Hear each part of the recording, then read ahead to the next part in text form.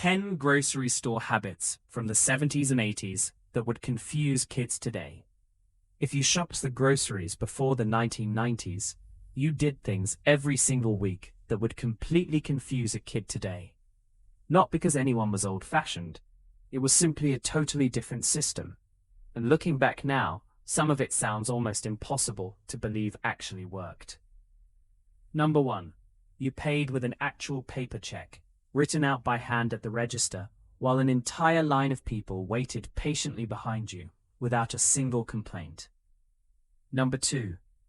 Every single item got individually marked with a small orange price sticker, stuck on by hand before it ever hit the shelf, because barcodes hadn't taken over yet.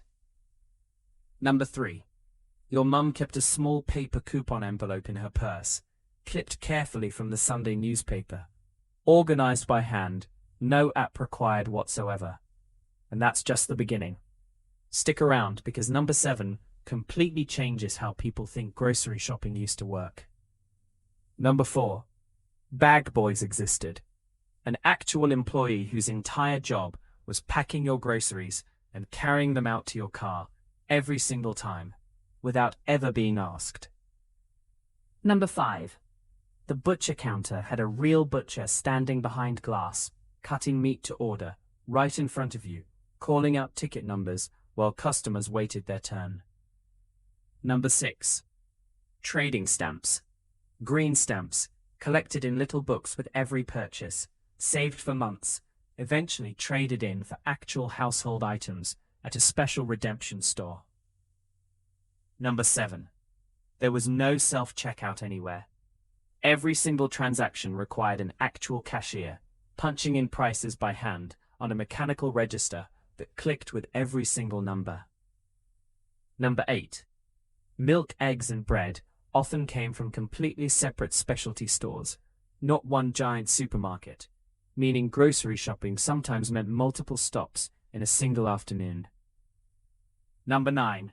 Shopping carts had a small child seat built directly into the front. No straps, no buckles, just a metal seat where toddlers sat facing backward the entire trip. And number 10, the one almost nobody remembers anymore. Grocery stores closed early, usually by 6, and were completely shut on Sundays, meaning if you forgot something, you simply waited until Monday. Looking back now, it's genuinely wild how differently an entire generation approached something as simple as buying food. Nobody thought any of this was inconvenient. It was simply how the system worked, built around actual human interaction at every single step, from the moment you walked through the door to the moment someone helped carry your bags to the car. Today, self-checkout lines move faster, apps track every coupon automatically, and stores stay open 24 hours a day for total convenience. Modern grocery shopping is undeniably more efficient in almost every measurable way. But ask anyone who grew up shopping the old way, and they'll tell you something the efficiency can't replace.